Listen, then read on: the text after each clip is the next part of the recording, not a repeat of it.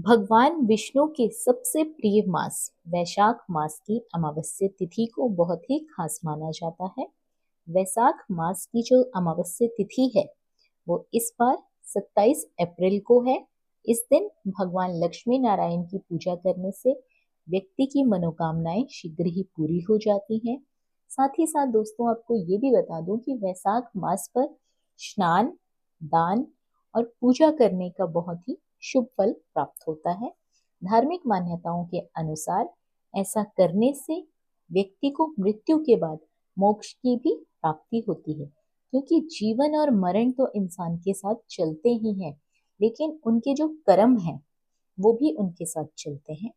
जो जीवन में अच्छे कर्म करेगा उसे मृत्यु के बाद मोक्ष की प्राप्ति होती है। अभी वैशाख का महीना चल रहा है, इसलिए इस अमावस्या को वैशाख अमावस्या कहा जाता है।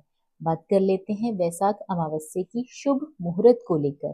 तो साल 2025 में वैशाख अमावस्या 27 अप्रैल को मनाई जाएगी। पंचांग के अनुसार ये तिथि 27 अप्रैल को सुबह 4:49 पर शुरू हो जाएगी और इसका समापन 28 अप्रैल को सुबह के समय 1 बजे होगा। तो उदया तिथि को ध्यान में रखते हुए 27 अप्रैल को अमावस्या की तिथि मनाई जाएगी। रविवार को अमावस्या तिथि का होना शास्त्रों में बहुत ही शुभ माना जाता है। तो इस बार की जो अमावस्या तिथि है वो दिन रविवार को ही पड़ रही है।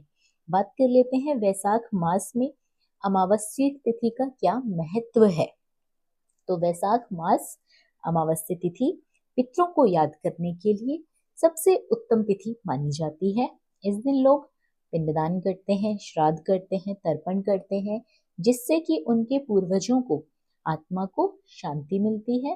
अमावस्या के दिन भगवान विष्णु की पूजा करना बहुत ही अच्छा माना जाता है। विष्णु भगवान के मंत्रों का जाप किया जाता है। साथ ही साथ पवित्र नदियों में स्नान करने के बाद गरीबों को थोड़ा दान दक्षिणा भी दे देनी चाहिए।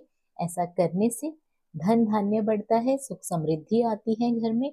जिन भी भक्तगण को वैशाख अमावस्या की पूजा विधि नहीं पता है तो पूजा विधि आप जान लीजिए। वैशाख अमावस्या के दिन सुबह के समय जल्दी उठकर पवित्र नदी में स्नान कर लें।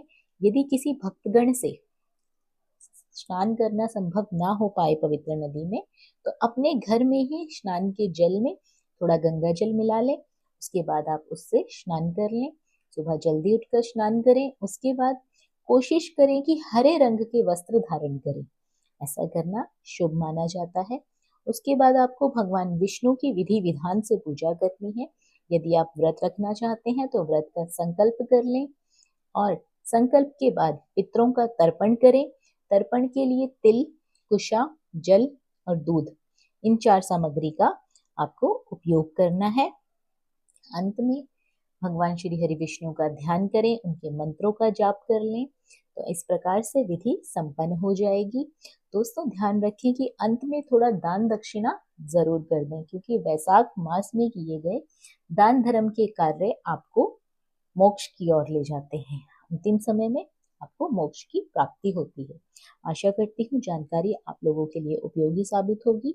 वीडियो में बताई गई जानकारी पसंद आई हो तो वीडियो को लाइक और शेयर करके कमेंट बॉक्स में हर हर महादेव जरूर लिख दें। चैनल पर पहली बार आए हैं तो सब्सक्राइब करके बेल आइकन के बटन को दबाना बिल्कुल ना भूलिए। बने रहिए आपके अपने YouTube चैनल अंकित वास्तु ज्ञान में। धन्यवाद।